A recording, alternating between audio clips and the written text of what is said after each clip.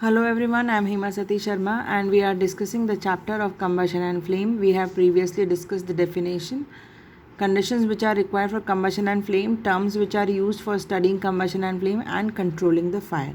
Today we will be discussing about different types of combustion.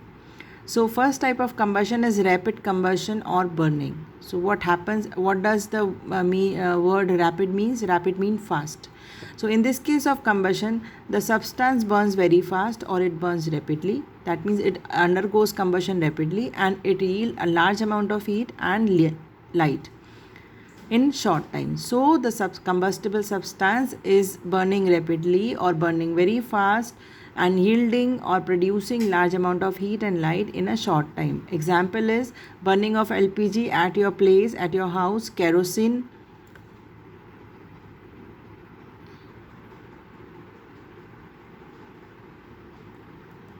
petrol, etc. Now the spontaneous combustion. Substances with low ignition temperature will burn in air at room temperature. That means sometimes the combustible substance which have low ignition temperature than the room temperature, what will happen that their ignition temperature, that means the temperature at which they are catching fire is below the room temperature. That means they will burn suddenly without any prior heating or without any matchstick. So substances burst out into flames suddenly without any known reason. Examples: substances like phosphorus burn in air at room temperature. We have seen in our first slide that the white phosphorus have ignition temperature of 35 degrees Celsius, which is somewhere around the room temperature. So white phosphorus burns spontaneously without any known reason, without heating it up at room temperature. Similarly, sodium metal is also burned spontaneously when it comes in contact with oxygen. Therefore, it is stored under kerosene. Now, most disastrous fires in coal mines result due to this kind of combustion. The heat rays coming from the sun or a lightning strike might be responsible for this kind of combustion. So, wherever the coal mines are there, sometimes what happens that spontaneous combustion starts and a fire starts in these kind of coal mines, and this may be because of the heat which is coming from sun or a lightning strike. Now third kind of combustion is explosion. Now what happens in combustion? In explosion is that all of a sudden reaction result into heat, light and sound. Moreover, large quantity of gas is also released in the explosion type of combustion.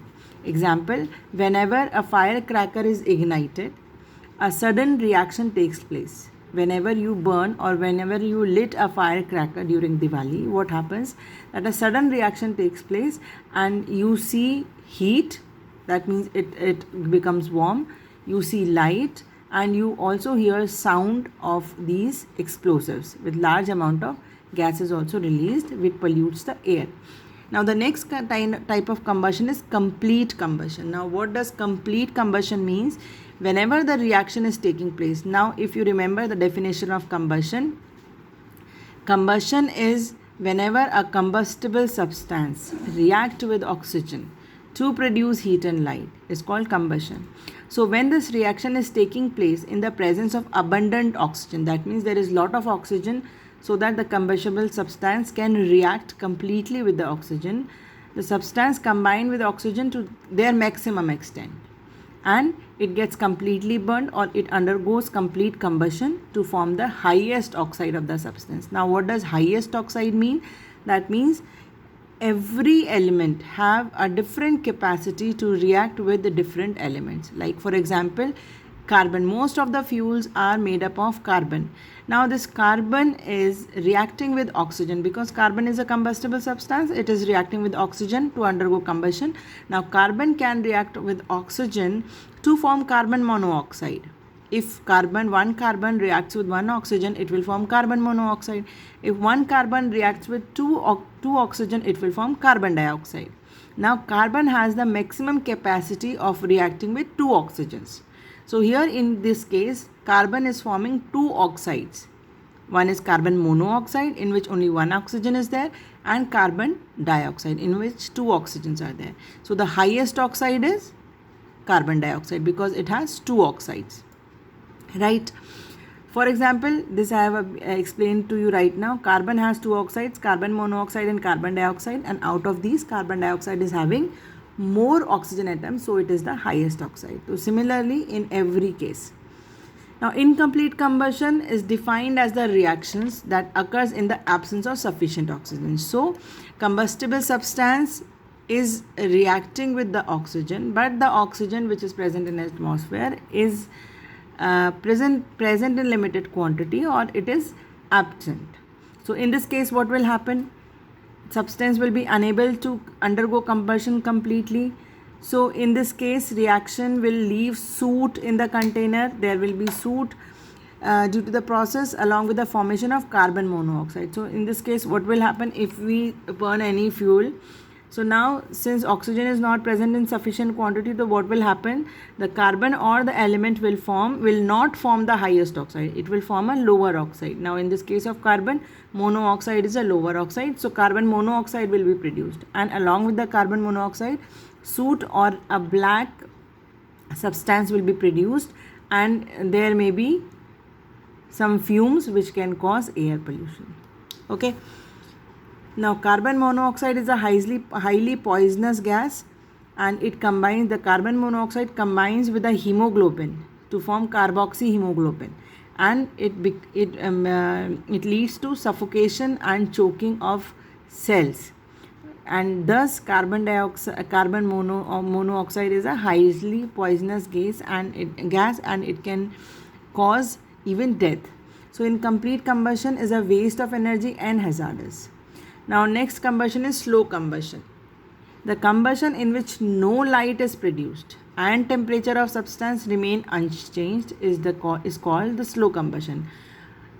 That means the combustion reaction is taking place very slowly. So, if you remember the definition of combustion, in that the combustible substance is reacting with oxygen to give away heat and light or energy. So, if you remember your previous class learning, that is of 7th class, when we studied respiration. So, cellular respiration is a process in which oxygen is combining with glucose is combining with oxygen to give away energy, right?